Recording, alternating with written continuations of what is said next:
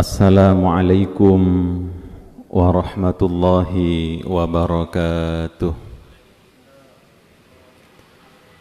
Bismillahirrahmanirrahim.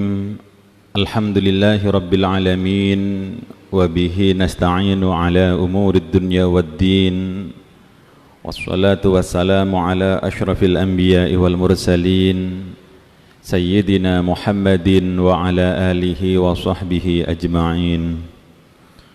Amma ba'du.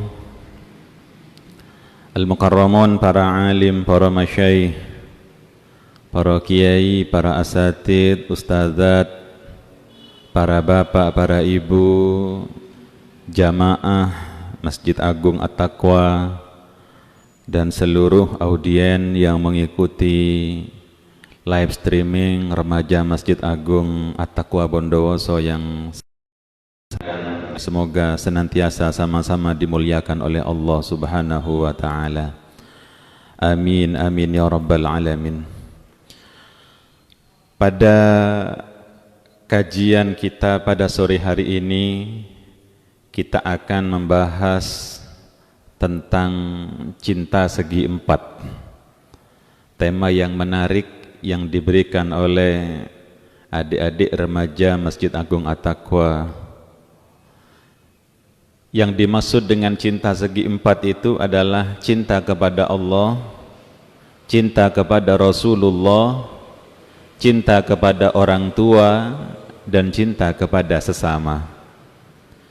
Ini menarik karena kajian cinta segi empat ini memiliki dua dimensi, yakni yang pertama adalah dimensi langit dan yang kedua adalah dimensi bumi. Cinta kepada Allah dan cinta kepada Rasulullah, cinta kepada orang tua dan cinta kepada sesama. Ada sebuah doa yang diajarkan oleh baginda Nabi Muhammad sallallahu alaihi wasallam yang kiranya dapat mewakili tema ini. Rasulullah mengajarkan doa, Allahumma inni as'aluka hubbak wa hubba man yuhibbuk wa hubba amalin yuqarribu ila hubbik. Allahumma inni as'aluka hubbak, ya Allah, aku mohon kepadamu agar dapat mencintaimu ya Allah.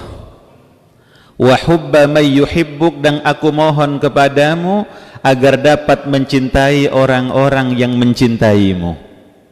Wa hubba amalin yuqarribu ila hubbik, dan aku mohon kepadamu agar mencintai amal yang dapat mendekatkan diri kepada datangnya cintamu kepadaku. Jadi doa ini mengajarkan agar kita bisa mencintai Allah dan mencintai orang-orang yang mencintai Allah, dan agar kita mencintai suatu amal yang dapat mendatangkan cinta dari Allah, sehingga bukan hanya kita yang mencintai Allah, tetapi pada akhirnya harapan kita agar Allah juga mencintai kita. Para ulama ada yang berpendapat ada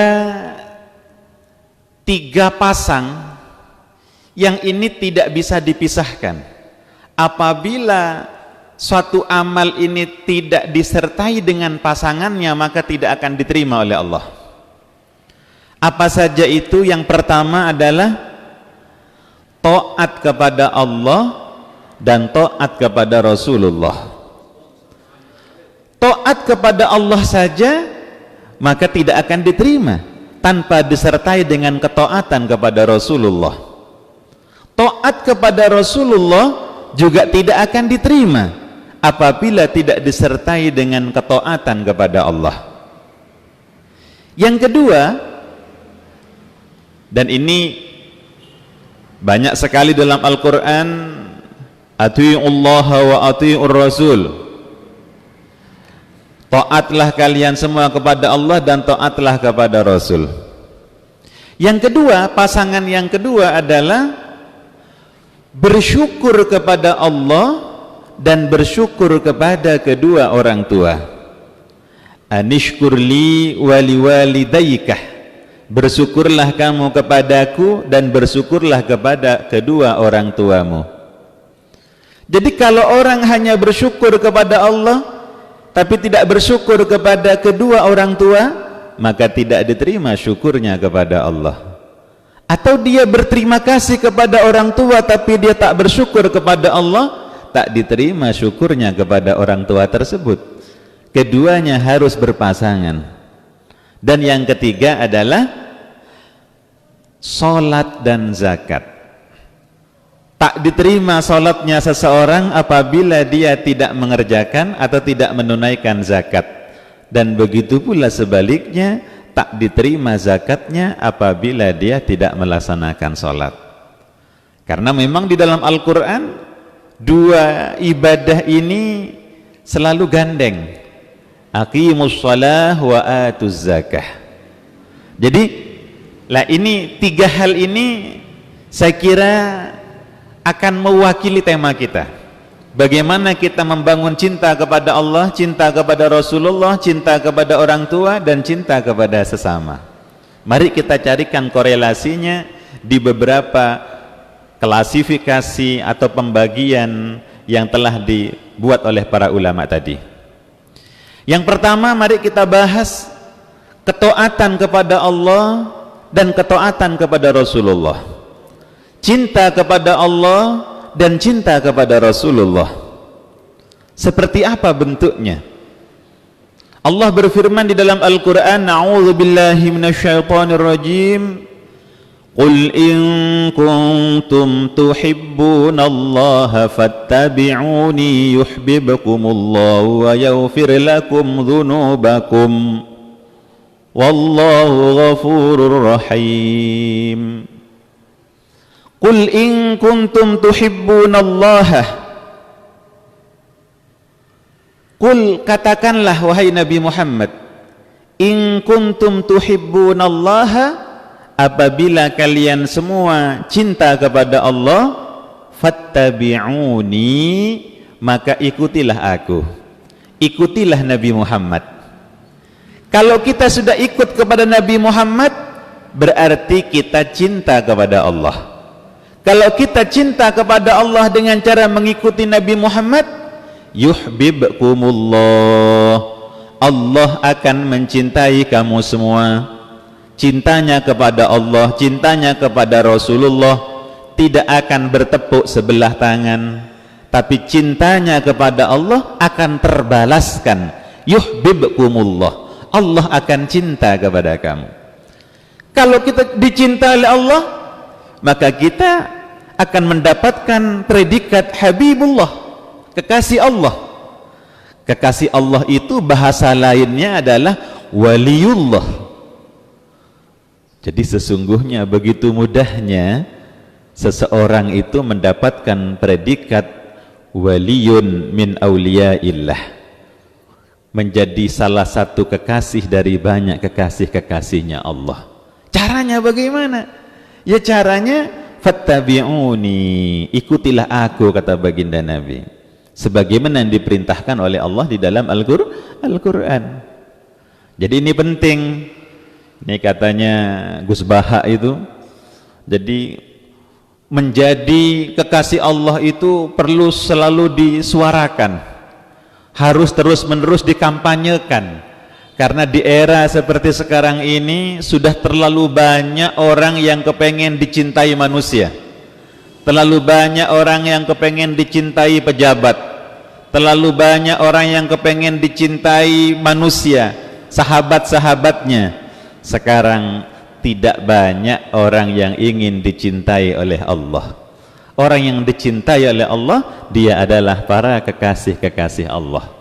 Dan ditegaskan oleh Allah dalam Al-Quran, apabila kita mengikuti baginda Nabi, yuhibbukumullah, Allah akan mencintai kamu semua, wa yaghfir lakum dzunubakum, Allah akan mengampuni dosa-dosa kalian semua, wallahu ghafurur rahim. Dan adapun Allah zat yang maha pengampun dan maha penyayang. Semoga kita semua diberi istiqamah oleh Allah, bisa senantiasa meladani baginda Nabi Muhammad sallallahu alaihi wasallam, dan semoga seluruh rangkaian ibadah kita diterima oleh Allah, dapat mendatangkan keridhaan Allah, dapat mendatangkan cinta Allah kepada kita, dan menjadi sebab Allah mengampuni semua dosa-dosa kita. Amin amin amin ya rabbal alamin bi barakatil Fatihah. A'udzu billahi minasyaitonir rajim. Bismillahirrahmanirrahim. Alhamdulillahi rabbil alamin arrahmanir rahim maliki yaumiddin.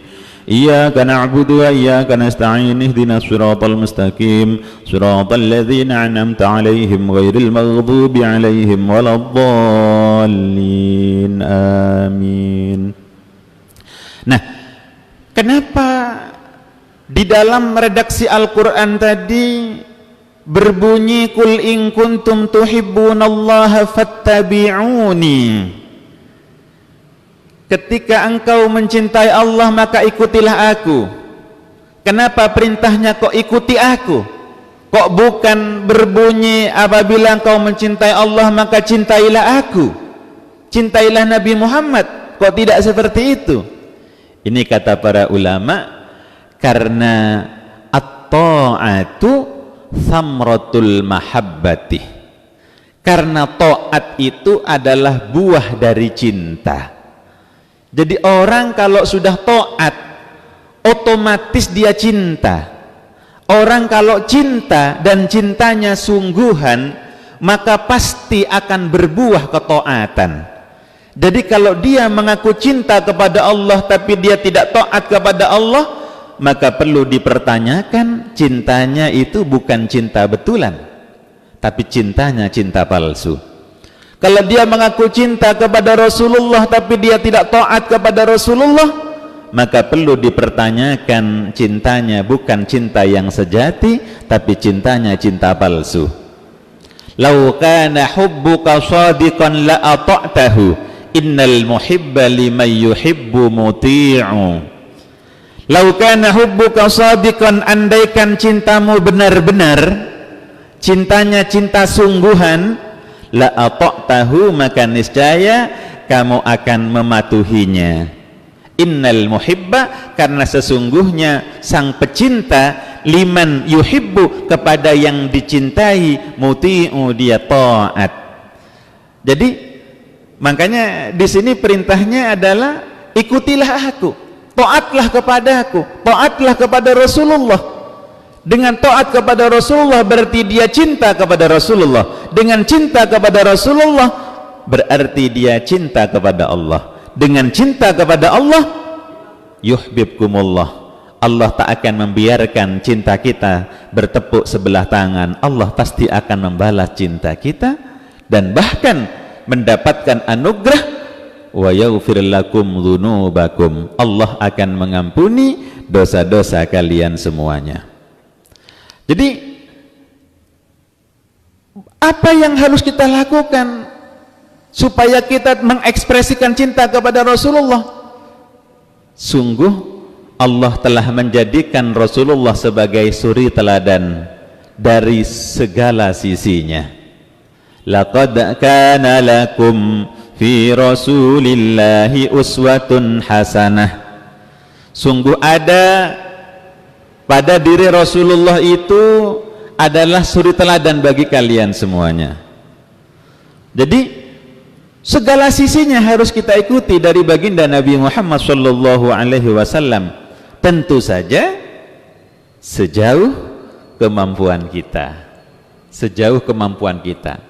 Karena banyak hal-hal yang dicontohkan oleh baginda Nabi dan itu sifatnya khususiyah. Jadi hanya khusus baginda Nabi dan kita ini tak sanggup untuk mengikutinya. Jadi banyak sekali khususiyah yang dimiliki oleh baginda Nabi. Jadi ikutilah baginda Nabi.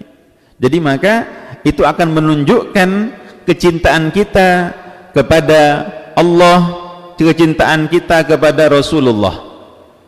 Dan dengan demikian maka Ketika itu yang kita lakukan, kebersamaan kita bersama baginda Nabi Muhammad sallallahu alaihi wasallam bukan hanya di dunia tetapi juga akan bersama-sama kelak di akhirat nanti. Amin amin ya rabbal alamin.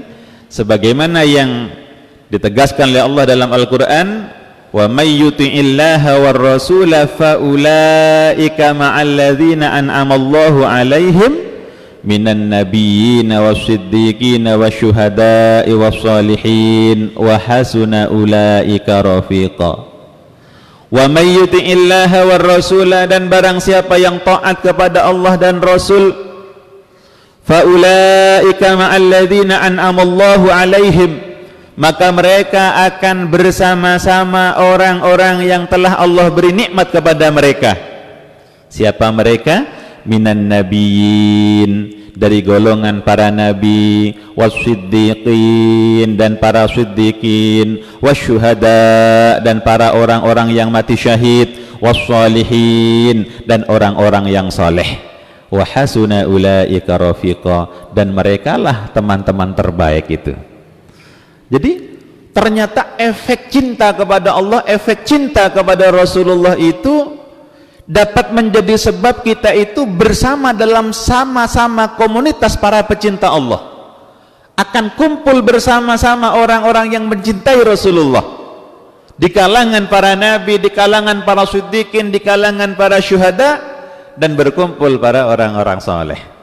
Jadi maka bergembiralah kita ketika kita ini memupuk kecintaan kita kepada Allah dan memupuk kecintaan kita kepada baginda Nabi dengan cara mengikuti sunnah-sunnahnya baginda Nabi Muhammad sallallahu alaihi wasallam. Kemudian yang kedua, yang berpasangan itu adalah syukur kepada Allah dan syukur kepada kedua orang tua.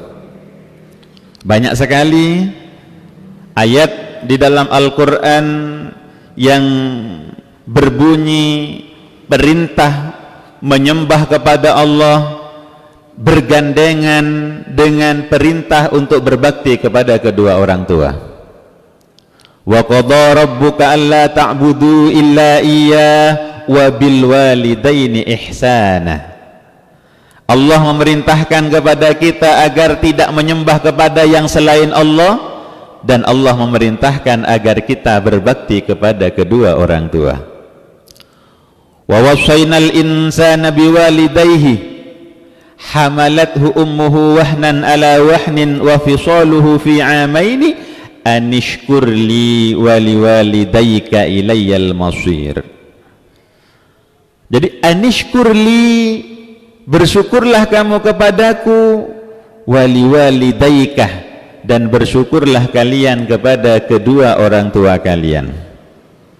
Jadi ini berpasangan. Dalam sebuah hadis Rasulullah bersabda, la yashkurullaha man la yashkurun nasah. Tidak dapat bersyukur kepada Allah orang-orang yang tak dapat bersyukur kepada manusia.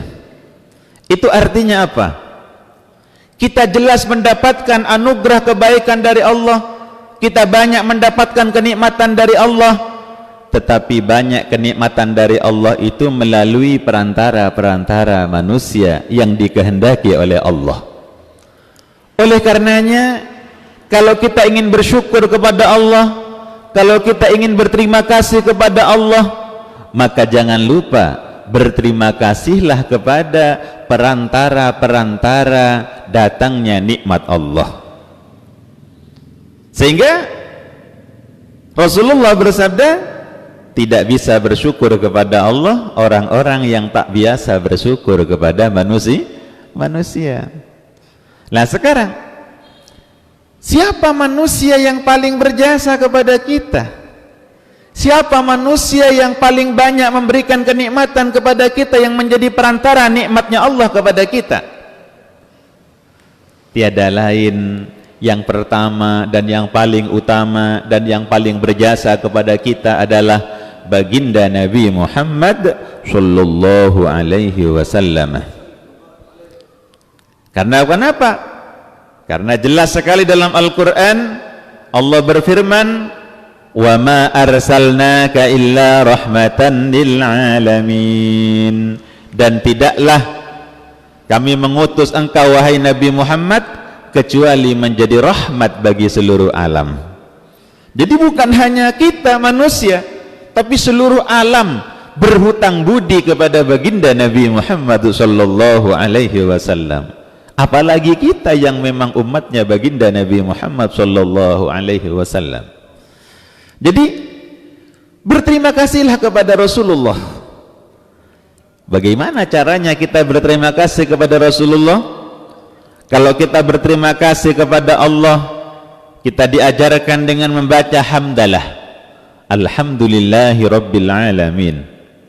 Lalu bagaimana kita caranya berterima kasih kepada Rasulullah? Apakah kita mengucapkan alhamdulillah Rasulillah? Tidak. Kita caranya berterima kasih kepada Rasulullah dengan cara bersolawat kepada baginda Nabi Muhammad sallallahu alaihi wasallam. Allahumma salli wa sallim wa barik alaihi. Semakin kita banyak berselawat kepada baginda Nabi, berarti kita semakin banyak bersyukur atas anugerah-anugerah Allah yang diberikan kepada Nabi Muhammad, yang menjadi perantara yang disampaikan kepada kita sekalian. Jadi yang kedua, manusia yang paling banyak berjasa kepada kita dan pantas kita untuk bersyukur kepadanya, berterima kasih kepadanya adalah kedua orang tua kita. Kedua orang tua kita adalah orang-orang yang banyak jasanya kepada kita, sehingga kita akan dinilai orang-orang yang pandai bersyukur kepada Allah manakala kita pandai berterima kasih kepada kedua orang tua kita. Dan ternyata dalam banyak hadis diriwayatkan bahwa keridhaan Allah itu diletakkan oleh Allah pada keridhaan kedua orang tua kita. Ridallahi fi ridal walidain wa sakhatullahi fi sakhatil walidain. Ridhonya Allah, Allah letakkan pada ridhonya kedua orang tua kita. Murka Allah, Allah letakkan pada murkanya kedua orang tua kita. Kenapa kok seperti itu? Ini sesungguhnya agar kita itu semakin konkret. Kalau kita ini ingin mengetahui apakah Allah ridho kepada kita, Allah itu gaib. Kita tidak bisa melihat secara langsung apakah Allah ridho pada kita, apakah Allah murka kepada kita. Ini banyak orang-orang yang dia durhaka kepada Allah, tak merasa dimurkai oleh Allah. Karena dia tak merasa dimurkai oleh Allah, akhirnya dia terus-terusan melakukan pelanggaran kemaksiatan kepada Allah. Ada orang yang dia berbuat taat kepada Allah, dia tak merasa kalau Allah ridho kepadanya, akhirnya dia pun juga asal-asalan berbuat ketaatan kepada Allah. Jadi makanya Allah mengajarkan lewat baginda Nabi, kalau ingin tahu seperti apa ridhonya Allah, maka lihatlah apakah orang tuanya ridho. Kalau ingin tahu apakah Allah murka kepadanya, lihatlah apakah kedua orang tuanya murka kepada dia. Jadi Allah meletakkan rahmatnya kepada orang tua kita, Allah meletakkan murkanya juga kepada kedua orang tua kita, sehingga kita harus berhati-hati kepada kedua orang tua kita. Kalau ingin mendapatkan ridho Allah, maka carilah keridhoan dari kedua orang tua kita. Carilah keridhoan orang tua kita. Bagaimana caranya? Berbaktilah kepada kedua orang tua kita.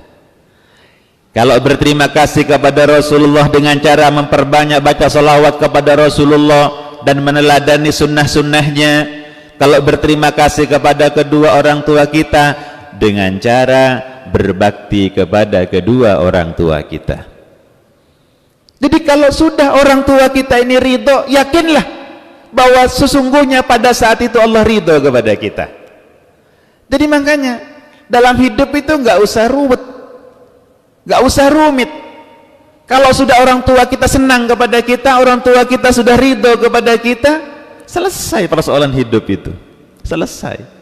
Kenapa? Karena pada saat itu Allah juga ridho kepada kita. Kalau sudah Allah ridho kepada kita, apapun yang menimpa kita, maka itu akan mengundang keridhaan Allah, dan itulah kebahagiaan. Senang ketika diridhoi Allah, maka itu akan menjadi senang yang berkah. Susah apabila susahnya mendatangkan keridhaan dari Allah, maka itu adalah kesusahan yang berkah, kesusahan yang barakah. Dan itu kuncinya ada pada kedua orang tua kita. Dan ayo, hadis ini jangan hanya dipegang oleh anak-anak kita. Ayo jangan gampang-gampang marah sama anak kita, karena marahnya kita sebagai orang tua akan mengundang marahnya Allah kepada anak-anak kita. Kalau kita ingin anak-anak kita menjadi anak-anak yang diridhoi oleh Allah, maka orang tua harus belajar menjadi orang tua yang senantiasa ridho kepada anak-anak kita, meskipun mungkin anak-anak kita menjengkelkan dalam pandangan kita. Bagaimana caranya?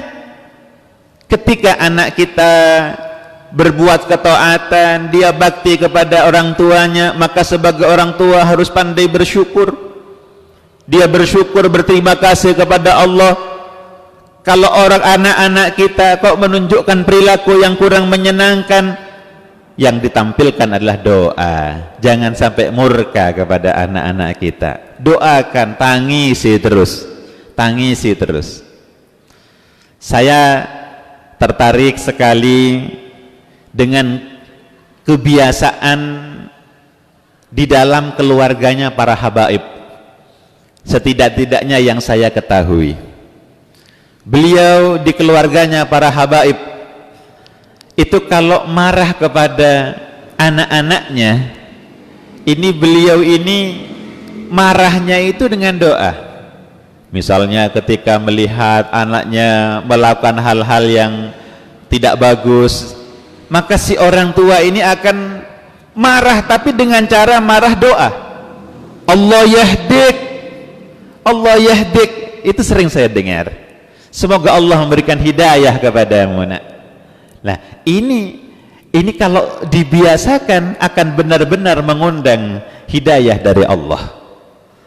Jadi saya pernah mendengarkan cerita dari kakak saya. Kakak saya ini sowan kepada Habib Ahmad di Kampung Arab sana, di Bondowoso. Ketika tamu banyak, salah satu putra dari Habib Ahmad ini karena masih anak-anak, keluar dari dalam kamar bawa bola. Kemudian di ruang tamu itu tentu sudah terhidang teh, kopi untuk para tamu. Sang putranya Habib ini kemudian bolanya ditendang, sehingga teh yang ada di ruang tamu itu banyak yang tumpah. Bisa kebayang, tehnya tamu pada tumpah semuanya, tapi Habib Ahmad ini kemudian bangkit, memeluk putranya sambil beliau menangis. Anak pandai, anak soleh, anak taufik, anak hidayah, anak bagus, anak cerdas. Ini yang dicontohkan oleh para salafuna, yang dicontohkan oleh para guru-guru kita. Bagaimana dengan kita? Ketika anak kita marah, atau ketika murid-murid kita marah, kadang-kadang sumpah serapah yang keluar, kalimat-kalimat yang tak baik kemudian muncul, dan disitulah sesungguhnya kita telah menjerumuskan anak kita sendiri. Na'udzubillahi min dzalik. Jadi oleh karenanya, ayo kita sebagai anak berhati-hati, karena sungguh sudah terbukti dalam sejarah orang-orang di masa lalu, orang-orang di masa kini, dan insya Allah orang-orang sampai hari kiamat, Tak ada orang-orang yang beruntung kecuali orang-orang itu bagus baktinya, bagus hubungannya dengan orang tua. Tak ada orang-orang yang celaka kecuali dia orang-orang yang tak baik kepada kedua orang tuanya. Jadi silahkan dicek. Jadi orang-orang yang dia bagus dengan orang tuanya, maka dia akan mendapatkan kemuliaan. Kemuliaan bukan hanya kemuliaan di dunia, juga kemuliaan di akhirat. Dan ayo kita baca profil-profil orang hebat. Bagaimana seorang Uwais Al-Qarni. Uwais Al-Qarni ini bukan sahabat tetapi tabi'in, karena tidak pernah berjumpa dengan Rasulullah, tetapi kibarus sahabah, para sahabat-sahabat yang besar-besar seperti Sayyidina Umar, seperti Sayyidina Ali, itu dipesani khusus oleh baginda Nabi. Nanti kalau bertemu dengan Uwais Al-Qarni, kamu mintalah doa kepadanya. Saya dibayangkan seorang Sayyidina Umar bin Khattab, seorang pembesarnya sahabat, disuruh minta doa kepada seorang tabi'in, yakni Uwais Al-Qarni. Kenapa Uwais Al-Qarni menjadi orang yang begitu hebat, menjadi orang yang begitu mulia, sampai sahabat besar seperti Sayyidina Umar disuruh minta doa oleh Rasulullah kepadanya? Ternyata kemuliaannya Uwais Al-Qarni karena baktinya kepada orang tuanya, khususnya kepada ibundanya. Jadi wahai adik-adikku sekalian, remaja Masjid Agung At-Taqwa, kalau kalian ingin mendapatkan kemuliaan, kalau kau ingin sukses dunia akhirat, kalau kau masih punya orang tua, maka segeralah bakti kepada kedua orang tuamu. Kalau orang tuamu sudah meninggal dunia, maka sering-seringlah doakan mereka. Setidak-tidaknya setiap sholat kalian ucapkan doa Rabbighfirli wali walidayya warhamhuma kama rabbayani shaghira, sebagai bentuk ucapan terima kasih kita karena kita dulu pernah dirawat oleh kedua orang tua kita. Jadi berperilakulah yang baik kepada kedua orang tua kita.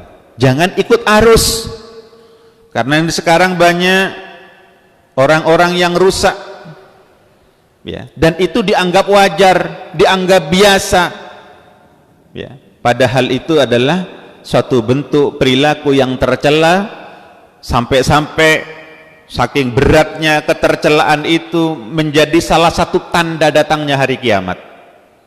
Dulu malaikat Jibril pernah bertanya kepada Rasulullah, kapan kiamat? Akhbirni anis sa'ah, kapan itu kiamat? Nabi kemudian menjawab, mal mas'ul a'lamu anis sa'il, yang ditanya tidak lebih tahu daripada yang bertanya. Kemudian malaikat Jibril melanjutkan pertanyaannya, kalau kau tidak bisa menjelaskan kapan itu kiamat, tolong jelaskan tanda-tanda kiamat itu kapan? Tanda-tanda kiamat itu apa? Salah satunya Rasulullah menjelaskan, antalidal amatu rabbataha, ketika budak perempuan melahirkan majikannya. Ketika budak perempuan melahirkan majikannya. Artinya apa? Ibunya jadi budak, anaknya jadi majikan. Ini sudah banyak yang terjadi. Banyak orang tua di rumah-rumah itu diperlakukan seperti pembantu. Ada yang ekstrim, ada yang samar. Kalau yang ekstrim memang benar-benar pembantunya adalah orang tuanya, naudzubillah min dzalik. Yang samar, banyak anak-anak sekarang tanpa sadar bangun tidur, sarapannya sudah selesai belum? Loh, orang tua kok disuruh-suruh nyiapin sarapan? Sepatuku mana? Sudah dicuci belum? Loh, siapa yang suruh nyuci sepatu? Ini hati-hati. Dan kadang-kadang kita sebagai orang tua menganggap itu hal yang biasa. Ketika ada anak meninggikan suara, mana bajuku? Padahal meninggikan suara di hadapan orang tua itu adalah sebuah bentuk kedurhakaan. Nyuruh-nyuruh orang tua adalah suatu bentuk kedurhakaan. Dan kadang-kadang orang tuanya menganggap wajar, akhirnya anaknya terus-terusan menjadi anak-anak yang durhaka. Na'udzubillah min dzalik. Oleh karenanya, ayo wahai anak-anakku sekalian, adik-adikku remaja Masjid Agung, bertobatlah, minta maaflah kepada orang tua, minta maaflah kepada orang tua. Mulai saat ini jangan berani nyuruh-nyuruh orang tua. Maka perlakukanlah orang tuamu bagaikan raja dan ratu, maka Allah akan mengangkat derajatmu setinggi raja dan ratu, insya Allah. Insya Allah. Ini ya. Kemudian yang terakhir, yang berpasangan itu adalah aqimus shalah wa atuz zakah. Salat dan zakat. Salat adalah suatu bentuk manifestasi hubungan kita dengan Allah. Wa atuz zakah, zakat adalah bentuk ungkapan kasih sayang kita kepada sesama manusia. Karena memang di dalam Islam, hubungan dengan Allah dan hubungan dengan sesama itu tidak bisa dipisahkan. Orang yang bagus hubungannya dengan Allah harus terpancar bagusnya hubungannya dengan sesama. Cinta kepada Allah harus dibuktikan dengan cintanya kepada sesama. Cinta kepada sesama akan mengundang cinta Allah. Sebagaimana sabda baginda Nabi, irhamu man fil ardi yarhamukum man fis sama. Tebarkanlah kasih sayang kepada penduduk bumi, maka yang di langit akan mencurahkan kasih sayangnya kepadamu. Mudah-mudahan kita semua ini bisa menjaga cinta kita kepada Allah, menjaga cinta kita kepada Rasulullah, menjaga cinta kita dan bakti kita kepada kedua orang tua kita. Mudah-mudahan Allah juga suburkan kecintaan kita kepada sesama kita. Dengan demikian, mudah-mudahan Allah dan Rasulnya akan mencintai kita semua, dan mudah-mudahan kedua orang tua kita senantiasa ridho kepada kita, dan ridhonya kedua orang tua kita mudah-mudahan akan mengundang ridhonya Allah. Amin, amin ya rabbal alamin. Demikian yang dapat kami sampaikan, mudah-mudahan ada manfaatnya. Wal afu minkum, wassalamualaikum warahmatullahi wabarakatuh.